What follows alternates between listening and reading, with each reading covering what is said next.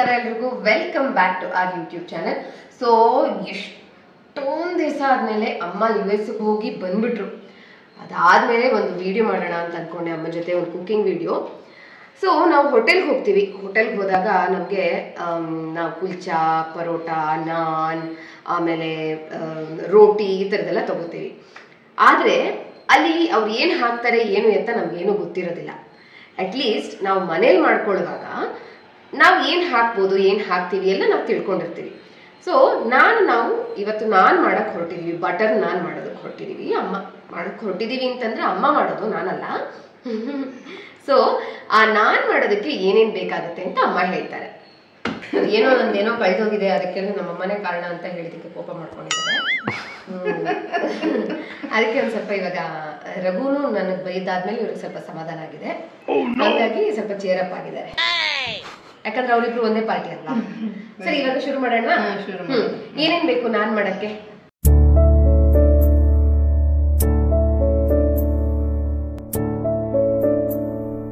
Hi, ನಮಸ್ಕಾರ ಎಲ್ರಿಗೂ. Coffee ಅಂದ್ರೆ ಯಾರಿಗೆ ಇಷ್ಟ ಇರಲ್ಲ ಹೇಳಿ? ನಾನು ಆಫ್ ಲೇಟ್ ಕಾಫಿ ಲವರ್ ಆಗ್ಬಿಟ್ಟಿದ್ದೀನಿ. ರಘು ಜೊತೆಗೆ ಆವಾಗ ಹೋಗಿ ಕಾಫಿ ಕುಡ್ಕೊಂಡು ಬರ್ತಾ ಇದ್ದೀನಿ, ಕೆಫೇಸ್ಗೆ, ಹೋಟೆಲ್ಸ್ಗೆ ಹೋಗ್ಬಿಟ್ಟು. ಸೊ ಈ ಕೆಫೇಸ್ಗೆ ಹೋದಾಗ ಕ್ಯಾಪಚಿನೋ, ಲಾಟೆ, ಮೋಕಾ, ಎಸ್ಪ್ರೆಸೋ ಈ ಥರದ್ದೆಲ್ಲ ತೊಗೊಳಕ್ಕೆ ಹೋದರೆ ತುಂಬ ಎಕ್ಸ್ಪೆನ್ಸಿವ್ ಆಗುತ್ತೆ. ಅದಕ್ಕೆ ಅಂತಲೇ ನಾನು ನಿಮಗೆ ಇವತ್ತು ಅಗ್ಯಾರೋ ಅವರ ಎಸ್ಪ್ರೆಸೋ ಕಾಫಿ ಮೇಕರ್ನ ಇಂಟ್ರೊಡ್ಯೂಸ್ ಮಾಡ್ತಾ ಇದ್ದೀನಿ. ಇದನ್ನು ಯೂಸ್ ಮಾಡೋದು ತುಂಬ ಈಸಿ. ಇದಕ್ಕೆ 1.5 ಲೀಟ್ರ್ ವಾಟರ್ ಟ್ಯಾಂಕ್ ಇದೆ. ಹಾಗೆ ಇದರಲ್ಲಿ ಪವರ್ ಕಂಟ್ರೋಲ್ ಸ್ವಿಚ್ ಇದೆ, ಕಾಫಿ ಮತ್ತು ಸ್ಟೀಮ್ ಸೆಲೆಕ್ಟರ್ ಇದೆ, 2 ಕಪ್ ಸ್ಟೀಮ್ ಮೆಶ್ ಇದೆ, ಆಮೇಲೆ ಒಂದು ಸ್ಪೂನ್ ಸಿಗುತ್ತೆ, ಸ್ಟೀಮ್ ವಾಂಡ್ ಇದೆ, ಫ್ರಾತ್ ಡಿವೈಸ್ ಇದೆ. ಅಷ್ಟೇ ಅಲ್ಲ, ಈ ಡಿವೈಸ್ನ ತುಂಬ ಈಸಿ ಕ್ಲೀನ್ ಮಾಡೋದಕ್ಕೆ ಕೂಡ. ನೋಡಿ, ಕಾಫಿ ಆದಮೇಲೆ ಇದನ್ನು ಹಿಂಗೆ ತೆಗೆದು ಪಾರ್ಟಿ ಕ್ಲೀನ್ ಮಾಡ್ಕೋಬೋದು. ಅದ್ರ ಜೊತೆಗೆ ಈ 2 ಕಪ್ ಸ್ಟೀಮ್ ಮೆಷಿನ್ ಇದೆ ಅಲ್ವಾ, ಇಲ್ಲೊಂದು ಡಾಟ್ ಇದೆ, ಅದನ್ನು ಈ ಸೆಂಟರ್ ಇತ್ತಂದರೆ ನಿಮಗೆ ಈಸಿಯಾಗಿ ಬಂದ್ಬಿಡುತ್ತೆ. ವಾಟರ್ ಟ್ಯಾಂಕನ್ನು ಕೂಡ ನೀಟಾಗಿ ಕ್ಲೀನ್ ಮಾಡ್ಬೋದು. ನೋಡಿ, ಹೀಗೆ ತೆಗೆದು ಈ ಥರ. ಸೊ ನಾನಂತೂ ತುಂಬ ಎಕ್ಸೈಟೆಡ್ ಆಗಿದ್ದೀನಿ. 1 ಕಪ್ ಎಸ್ಪ್ರೆಸೋ ಮಾಡ್ಕೊಂಡ್ಬಿಡ್ತೀನಿ. ಈ ವಾಟರ್ ಟ್ಯಾಂಕ್ಗೆ ನೀರು ಹಾಕೋಕ್ಕಿಂತ ಮುಂಚೆ ಇಲ್ಲಿ ಈ ಥರ ಏನೋ ಒಂದು ಕೊಟ್ಟಿರ್ತಾರೆ, ಅದನ್ನು ತೆಗಿಬೇಕು. ಯಾಕೆಂತಂದರೆ ನೀರು ಒಳಗಡೆ ಹೋಗೋದಕ್ಕೆ ಅಲೌ ಮಾಡೋದಕ್ಕೆ.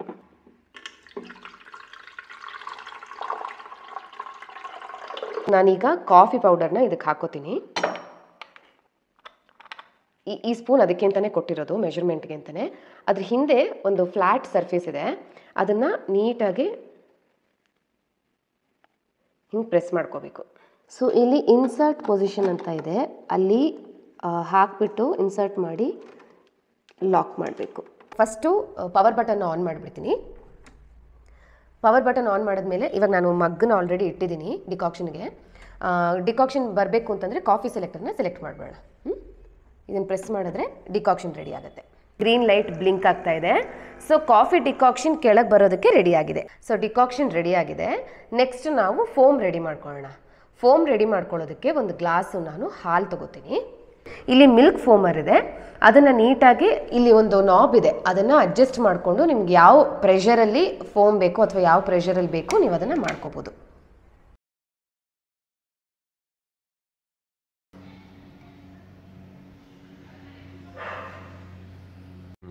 ಸೊ ನನ್ನ ಕ್ಯಾಪಚಿನೋ ರೆಡಿ ಆಗಿದೆ. ದೇಸಿ ಲೋಟದಲ್ಲಿ ಕ್ಯಾಪಚಿನೋ ರೆಡಿ ಮಾಡ್ಕೊಂಡಿದ್ದೀನಿ. ಸೊ ನಿಮಗೆಲ್ಲ ತೋರಿಸ್ಬೇಕಲ್ವಾ ಕ್ಯಾಪಚಿನೋ, ಅದಕ್ಕೆ ಟೇಸ್ಟ್ ಹೆಂಗಿದೆ ಅಂತ ನೋಡ್ಬಿಟ್ಟು ಹೇಳ್ತೀನಿ. ಟೇಸ್ಟ್ ಮಾಡಿಬಿಟ್ಟು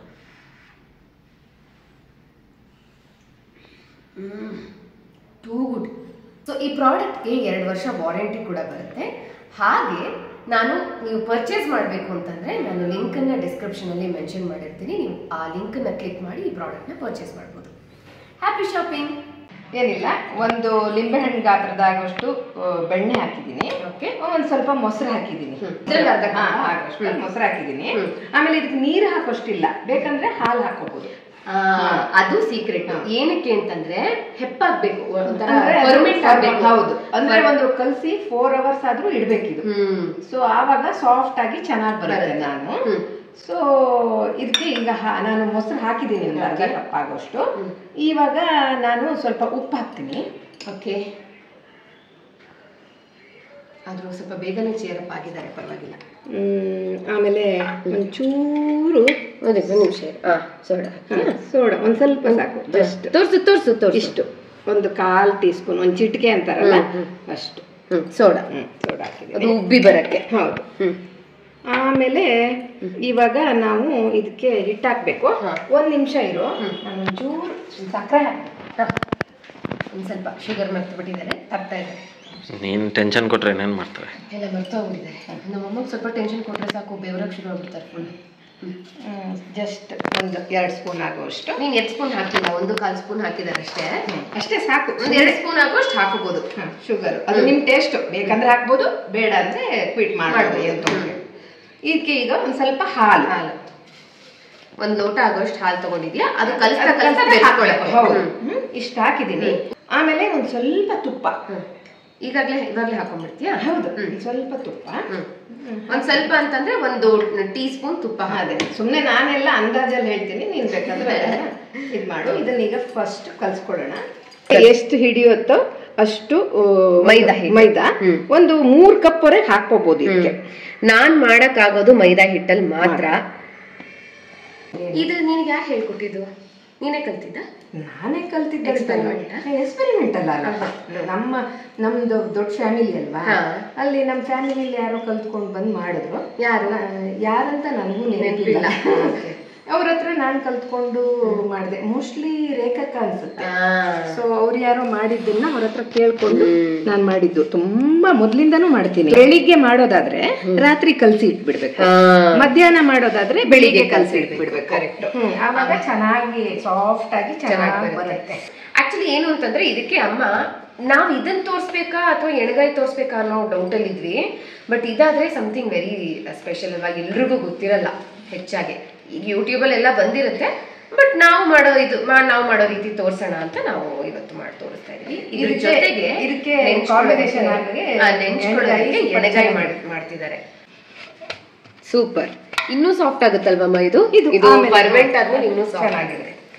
ಸೊ ಈಗ ಡೋ ರೆಡಿ ಆಗಿದೆ, ಅಂದ್ರೆ ನಾನದು ಹಿಟ್ಟು ರೆಡಿ ಆಗಿದೆ. ಸೊ ಇದನ್ನ ಒಂದು ಫುಡ್ ಕ್ಲಿಯರ್ ರ್ಯಾಪ್ ಅಲ್ಲಿ ನಾವು ಬಂದ್ ಮಾಡಿ ಇಟ್ಬಿಡೋಣ, ಕ್ಲೋಸ್ ಮಾಡಿ ಇಟ್ಬಿಡೋಣ. ನೀವು ತಟ್ಟೆನೂ ಮುಚ್ಚಿಡ್ಬೋದು, ಟೈಟ್ ಆಗಿ ನೀಟಾಗಿ ಇಲ್ಲ ಒಂದು ಬಾಕ್ಸ್ ಒಳಗಡೆ ಹಾಕಿ ಇಟ್ಬಿಡ್ಬೋದು. ಸೊ ಇದು ರೆಡಿ ಆಗಿದೆ. ಇದನ್ನ ಒಂದು 4 hours ಹಂಗೆ ಫರ್ಮೆಂಟ್ ಆಗೋದಕ್ಕೆ ಬಿಟ್ಬಿಡೋಣ. ಅಷ್ಟರಲ್ಲಿ ಎಣಗಾಯಿ ಹೆಂಗ್ ಮಾಡ್ಕೊಳ್ಳೋದು ಅಂತ ನೋಡೋಣ, ಓಕೆನಾ? ಸೊ ಏನು ಅಂದ್ರೆ ಆಕ್ಚುಲಿ ಬಟರ್ ನಾನ್ ಮಾತ್ರ ತೋರಿಸೋ ಪ್ಲಾನ್ ಇದ್ದಿದ್ದು ಇವತ್ತು. ಎಣಗಾಯಿ ಮಾಡ್ತಾ ಇರೋದ್ರಿಂದ ಕ್ವಿಕ್ ಆಗಿ ಅಮ್ಮ ಆಲ್ರೆಡಿ ಇದು ರೆಡಿ ಮಾಡಿ ಇಟ್ಕೊಂಡ್ಬಿಟ್ಟಿದ್ದಾರೆ ಅದ್ರದ್ದು ಮಸಾಲೆ. ಈ ಮಸಾಲೆಗೆ ಏನೇನು ಹೋಗಿದೆ ಅನ್ನೋದನ್ನ ನಾನು ನಿಮಗೆ ಅಮ್ಮ ಇವಾಗ ಹೇಳ್ಬಿಡ್ತಾರೆ, ಆಯ್ತಾ? ಇದು ವಾಯ್ಸ್ ಓವರ್ ಅಲ್ಲಿ ಹಾಕೊಂಡ್ಬಿಡ್ಕಂದ. ಅದೆಲ್ಲ ಆಮೇಲೆ ಮಾತಾಡೋಣ, ನೀನು ಕೇಳಿಸು. ನಾನು ವಾಯ್ಸ್ ಓವರಲ್ಲಿ ಹಾಕೋದು ಹಂಗೆ ಹಾಕೋದು. ಇದರಲ್ಲಿ ಏನೇನಿದೆ ಅಂದ್ರೆ ನಿನ್ಗೆ ಒಂದು ಅರ್ಧ ಬಟ್ಲಾಗೋಷ್ಟು ಕಡಲೆಕಾಯಿ ಬೀಜ, ಅದನ್ನ ಹುರಿದು ತೆಗೆದಿಟ್ಕೋಬೇಕು. ಆಮೇಲೆ ಅದಕ್ಕೊಂದು 2 ಸ್ಪೂನ್ ಆಗೋಷ್ಟು ಗುರ್ರೆಳ್ಳು, ಹುಚ್ಚೆಳ್ಳು ಅಂತ ಗುರ್ರೆಳ್ಳು. ಆಮೇಲೆ 1 ಸ್ಪೂನ್ ಧನಿಯಾ, 1 ಸ್ಪೂನ್ ಜೀರಿಗೆ. ಆಮೇಲೆ ಎಲ್ಲ ಡ್ರೈ ಆಗಿ ಹುರ್ಕೋಬೇಕು, ಇದನ್ನ ಡ್ರೈ ಫ್ರೈ ಮಾಡಬೇಕು. ಆಮೇಲೆ 1 ಈರುಳ್ಳಿ, ಒಂದು 5-6 ಎಸ್ಲಾಗುವಷ್ಟು ಬೆಳ್ಳುಳ್ಳಿ, ಆಮೇಲೆ ಮೆಣಸಿನ ಪುಡಿ. ಇಷ್ಟೇ. ಏನು ಮಾಡಬೇಕು, ಫಸ್ಟ್ ನೀನು ಕಡಲೆ ಬೀಜನ ಹುರಿದು ಫ್ರೈ ಮಾಡಿ ತೆಗೆದಿಟ್ಕೋಬೇಕು. ಆಮೇಲೆ ಅರ್ಧ ಹೋಳಾಗುವಷ್ಟು ಡ್ರೈ ಕೊಬ್ಬರಿ, ಅದನ್ನ ತುರಿದಿಟ್ಕೋಬೇಕು.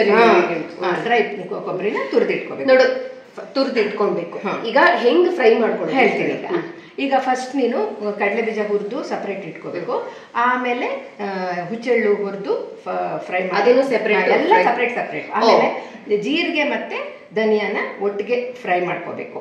ಆಮೇಲೆ ಒಂದು ಮಿಕ್ಸಿಲಿ ಎಲ್ಲ ಇಂಗ್ರೀಡಿಯೆಂಟ್ಸು, ಒಂದು ಸ್ವಲ್ಪ ಹುಣಸೆಹಣ್ಣು, ಸ್ವಲ್ಪ ಒಂದು ಲಿಂಬೆಹಣ್ಣಿನ ಗಾತ್ರದಷ್ಟು ಹುಣಸೆಹಣ್ಣು, ಅದ್ರ ಜೊತೆಗೆ ಒಂಚೂರು ಬೆಲ್ಲ, ಜಸ್ಟ್ ಸ್ವಲ್ಪ. ಉಪ್ಪು, ಹುಳಿ, ಖಾರ, ಸಿಹಿ ಎಲ್ಲ ಸಿಹಿ ಇರಬಾರ್ದು, ಜಸ್ಟ್ ಹುಳಿ ಹೊಡಿಯೋಕ್ಕೆ ಒಂಚೂರು ಬೆಲ್ಲ. ಆಮೇಲೆ ಅದಕ್ಕೆ ಉಪ್ಪು, ಆಮೇಲೆ ಕೊತ್ತಂಬರಿ ಸೊಪ್ಪು ಒಂದ್ ಸ್ವಲ್ಪ ಎಲ್ಲ ಹಾಕ್ಬಿಟ್ಟು ಮಿಕ್ಸಿಲಿ ರುಬ್ಬಿಟ್ಕೋಬೇಕು. ಈ ತರ ಮಿಶ್ರಣ ರೆಡಿ ಆಗಿ. ಮೆಣಸಿನ ಪುಡಿ, ಅರ್ಶಿನ ಮೆಣಸಿನ ಪುಡಿ ಅರ್ಶಿನ ಮೇಲ್ ಹಾಕೊಂಡು ಕಲಿಸ್ಕೋಬೇಕು. ಎಲ್ಲ ಹಾಕ್ಬಿಟ್ಟು ರುಬ್ಬಿ ಇಟ್ಕೊಂಡ್ಬಿಡ್ಬೇಕು. ಸೊ ಅರ್ಶಿನ ಮತ್ತೆ ಅಚ್ಕಾರದ ಪುಡಿ ಹಾಕೊಂಡು ಕಲಿಸ್ಕೊತಾ ಇದ್ದೀನಿ. ನೀವು ಖಾರ ನಮ್ಗೆ ಎಷ್ಟು ಬೇಕೋ ಅಷ್ಟು ಹಾಕೋಬಹುದು.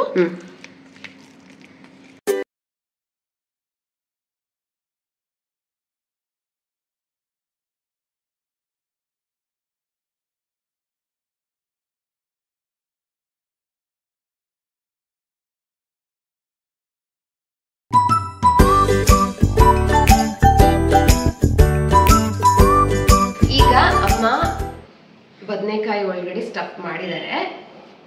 ತಿನ್ನೇ ಹೇಳ್ಬೇಕಮ್ಮ. ಸ್ಟಫ್ ಮಾಡಿ ಇಟ್ಟಿದ್ದೀನಿ. ಇದಿಷ್ಟು ಉಳಿದಿದೆ. ಇದಕ್ಕೆ ನಾವೇನ್ ಮಾಡ್ಬೇಕು ಅಂದ್ರೆ ಫ್ರೈ ಮಾಡೋವಾಗ ಈ ಮಸಾಲೆನೂ ಅದಕ್ಕೆ ಹಾಕ್ಬೇಕು. ಸೊ ಇದು ಮಿಕ್ಸಿ ಅದನ್ನ ಇದು ಮಾಡಿರೋ ನೀರು, ತೊಳ್ಸಿರೋ ನೀರು, ಇಷ್ಟು ನೀರು ಹಾಕೊಂಡು ಇದನ್ನ ಕಲಸಿ ಇಟ್ಕೊಬಿಡೋಣ.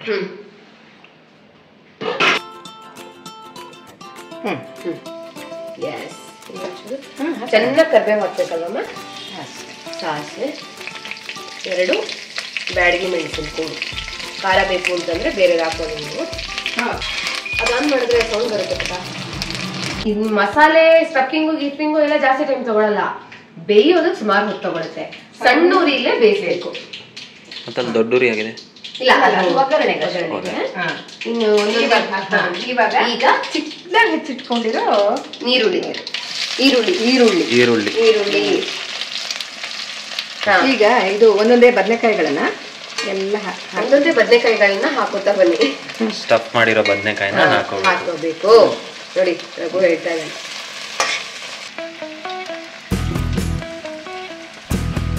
ಸೊ ಇದನ್ನ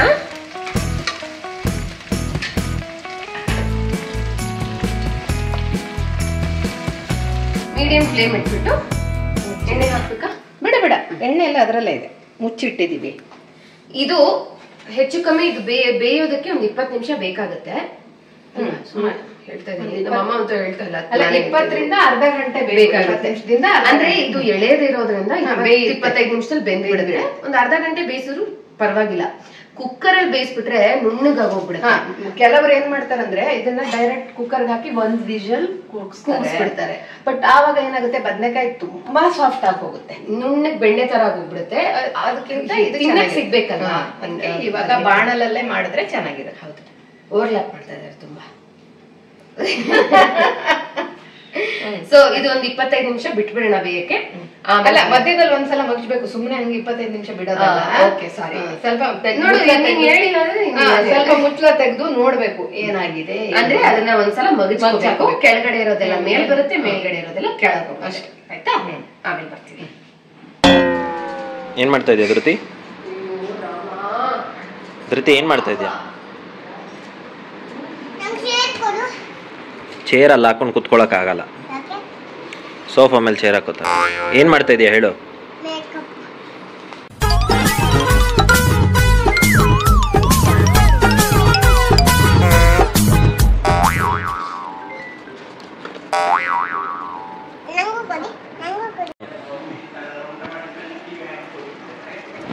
ಈಗ ಆಲ್ಮೋಸ್ಟ್ ಒಂದು ಅರ್ಧ ಕುಕ್ ಆಗಿದೆ. ಈಗ ಇನ್ನು ಬದನೆಕಾಯಿ ಚೆನ್ನಾಗಿ ಇದರಲ್ಲೇ ಬೇಯಬೇಕು, ಸಣ್ಣ ಉರಿಲಿ ಇಡಬೇಕು. ಇನ್ನು ಇಷ್ಟೋ ತನಕ ಸ್ವಲ್ಪ ಮೀಡಿಯಂ ಉರಿ ಇದ್ರೂ ನಡೆಯುತ್ತೆ. ಇನ್ನು ನೆಕ್ಸ್ಟ್ ಸಣ್ಣ ಉರಿಯಲ್ಲಿ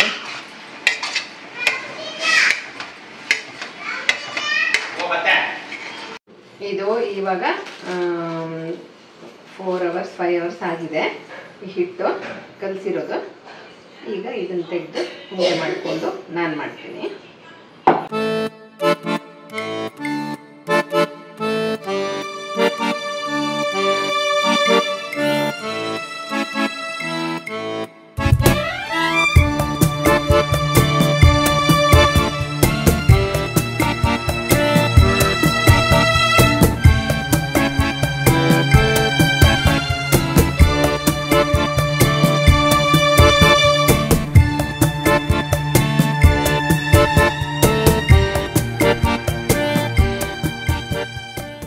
ಈಗ ರೆಡಿ ಇದೆ. ಇದು ಚೆನ್ನಾಗಿ ಬೆಂದಿದೆ, ಎಲ್ಲ ಆಯಿಲ್ ಎಲ್ಲ ಬಿಟ್ಕೊಂಡು ಈ ಥರ ರೆಡಿಯಾಗಿದೆ.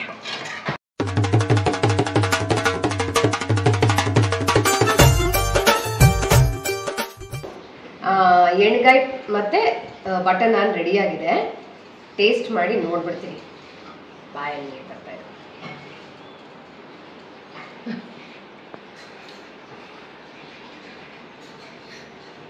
ಎಷ್ಟು ನಮ್ಮ ಅಮ್ಮನ ತಿನ್ಸ್ಬಿಡ್ತೀನಿ. ನಾನು ತಿಂದೆ ಈಗ ಎಲ್ಲ ಕರೆಕ್ಟ್ ಇದೆಯಾ? ಎಲ್ಲ ಕರೆಕ್ಟ್ ಇದೆ.